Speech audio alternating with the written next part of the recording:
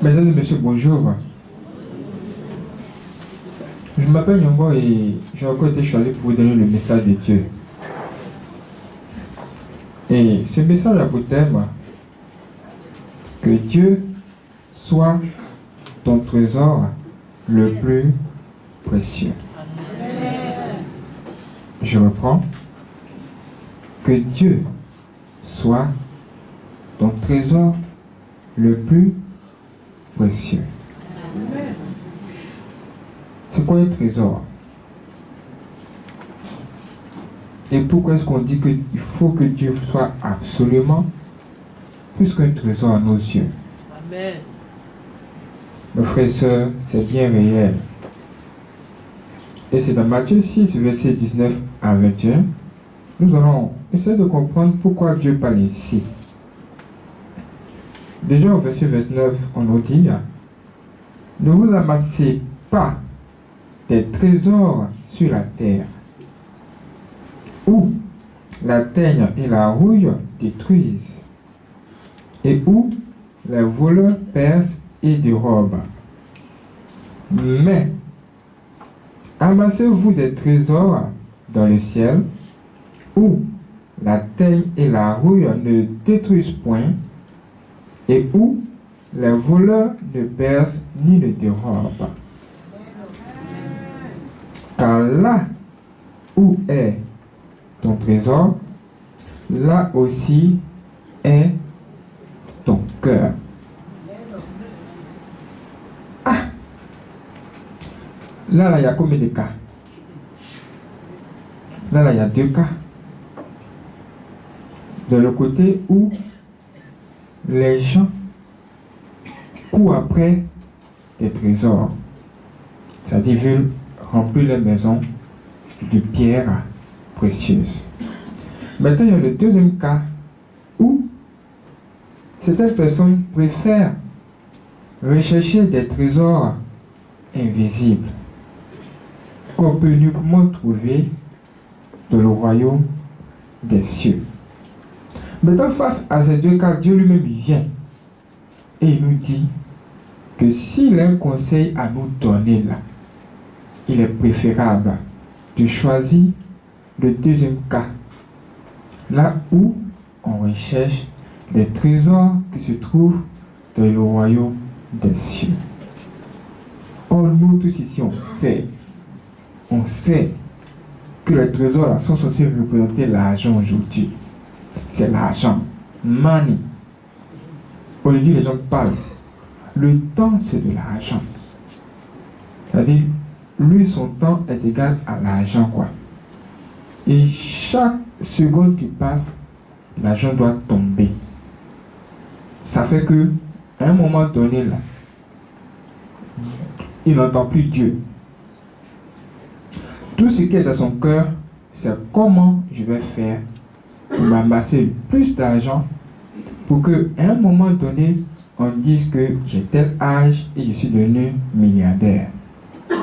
À tel âge, je suis devenu comme ceci. À tel moment, je suis devenu comme ça. Chez nous, on dit, les gens cherchent non. Jean, toi tu cherches non. Et quand on te dit, viens à l'église, viens, on va t'enseigner la parole de Dieu pour nourrir la chose spirituelle qui est en toi, c'est-à-dire ton âme. Cette personne maintenant va dire, tu sais, si toi tu as le temps, moi je n'ai pas le temps. Parce que chez moi, the time is money. Et les gens courent plus après l'argent, les voitures, les maisons, toutes ces choses de ce monde qui vont juste être utiles à notre côté matériel, c'est-à-dire le corps. Tout ce qui est porté la montre, c'est pour mon corps. Tous ceux qui vont voir, ils peuvent dire que ta montre est jolie comme ta montre n'est pas jolie et ça s'arrête là. C'est tout. Ça veut dire quoi? Ça veut dire que quand toi, tu vas te lever le matin, tu as ton travail, tu travailles dur, tu as ton argent, il n'y a pas de problème, c'est normal. Mais il faudrait que Dieu ait une place dans ton cœur. Il faudrait que la place de Dieu dépasse la place qu'a l'argent dans ton cœur. Les trésors de ce monde. On peut te laisser un choix. On peut te dire qu'aujourd'hui, ce dimanche-là, tu vas parler à l'église.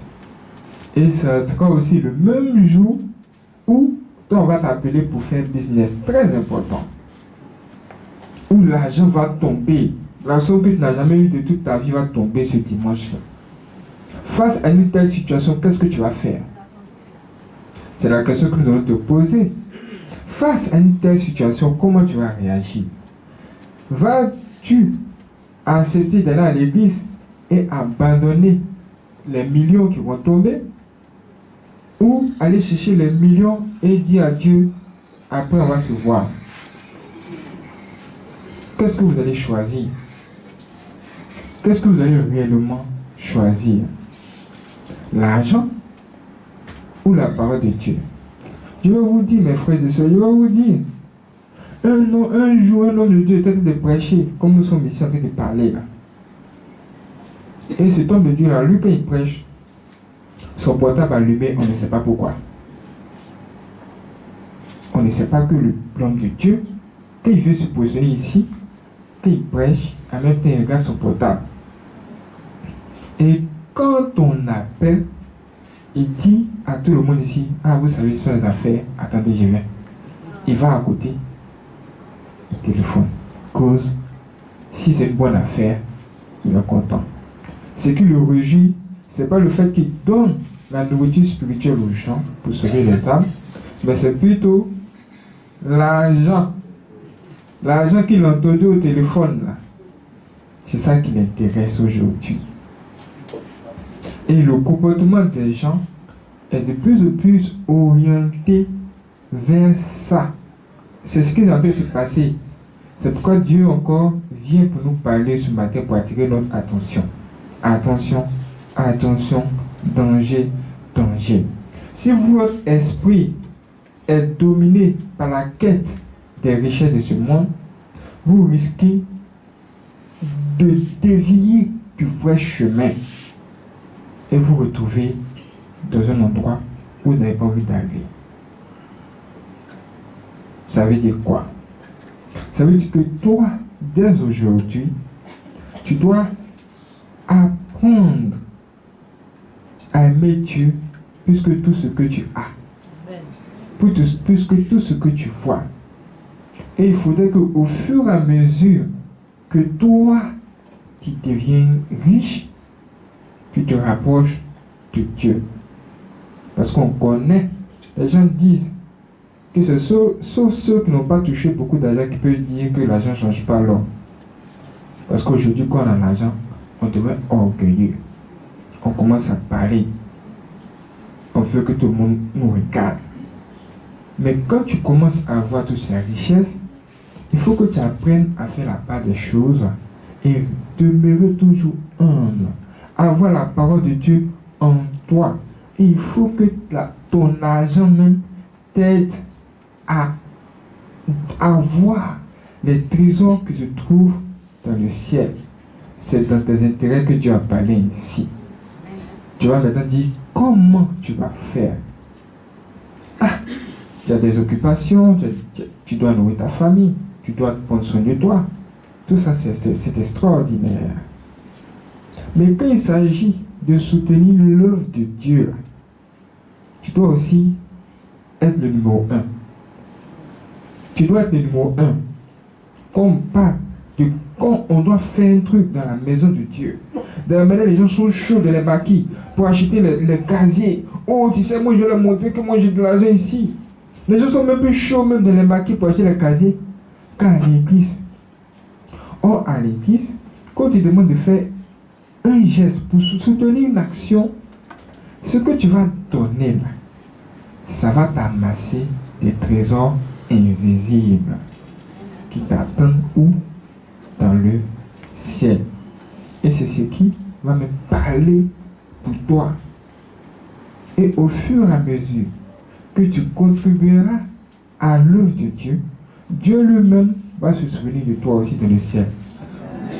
Parce que c'est comme si tu avais acheté quelque chose d'immatériel. Même on dit ici que quand tu donnes à Dieu avec la main gauche, la main droite ne doit pas être au courant. C'est-à-dire que quand la main droite n'est pas au courant, là, c'est un truc qui touche Dieu directement. On dit que chez nous, c'est entre toi et Dieu. Dieu, lui, il peut te bénir sur la terre pour te récompenser. Mais il garde une grande partie pour le ciel. Et toi, tu dois toujours faire ça. Même quand tu donnes aux gens, tu aides des gens même que tu n'as jamais vus. Ce sont des trésors que tu as train d'amasser pour le ciel. Et ça, c'est une bonne affaire pour toi. On vit combien d'années ici? Combien de milliardaires sont morts? Ils sont morts, ils ont laissé même les maisons ici. Il faut voir maintenant les parents sont devenus dire, oh, lui là c'était mon cousin, lui là c'était ma cousine, celle-là c'était ma cousine, comme ceci, comme cela. Et ils sont fait se lutter pour se partager des biens. Mais dans ça, toi tu es parti. Le corps que tu entretenais, même avec ton savon, même avec ton shampoing, ou bien avec tes trucs, ton corps a été enterré. Mais ton côté immatériel est parti. Ce que tu as semé étant vivant, là, ou encore étant dans ton corps, c'est ce qui va parler pour toi après. Cela va parler de tes œuvres. Ça veut dire ce que ça veut dire. Que ton argent t'aide à faire les choses que tu vas faire pour que ton âme se réjouisse après. Parce que quand tu donnes pour soutenir l'œuvre de Dieu, tu te construis une maison quelque part. Tu te construis une maison dans le royaume de Dieu. C'est comme ça, ça marche. C'est pourquoi tous ceux qui auront fait des grands sacrifices pour Dieu, ils seront bien. Parce qu'ils auront une maison. Et cette maison, ce sont eux-mêmes qui l'ont construit. Parce que sur la terre, ils ont appris à mettre Dieu au devant de leur cœur. Et c'est ce que nous devons faire aujourd'hui. Pour terminer, ce matin, il y a une célébrité qui a eu un accident. Cette personne est tellement connue que je vous dis le nom si vous le souhaitez tout de suite. Quand cette célébrité a eu un accident, même sa moto, sa nouvelle moto qu'elle venait d'acheter, elle était comme broyée. C'était comme tu as pris la boîte de bonnet rouge, tu l'as bien broyée comme ça. C'était un truc de ce genre. Et cette personne même est couchée comme ça. Bon, comme si c'était, je sais pas, une chaise à déposer. Je regarde la personne et je dis, mais, c'est pas cette personne qui dit que c'est un Dieu gars. C'est pas cette personne qui dit que cette personne est extraordinaire. Mais pourquoi est-ce qu'elle est couchée comme ça? Même tous ceux même qui parlaient avec cette personne, avec leurs orgueils, ces gens sont venus maintenant. Mes frères et sœurs, que nous soyons amis ou ennemis, prions pour qu'ils vivent. Oh, tout le monde a fait de prier. Alors je suis en train de parler, c'est passé à 23h comme ça. Actuellement il est dans le combat, mais sa femme vient de nous révéler qu'il vient se réveiller. Amen. Ça veut dire que dans certaines situations, on comprend réellement qu'il faut chercher Dieu. Et aujourd'hui, le regard de tous les Ivoiriens sont tournés vers Dieu. Et tout le monde prie. Donc que nous prions pour qu'il se rétablisse aussi. Que Dieu nous bénisse.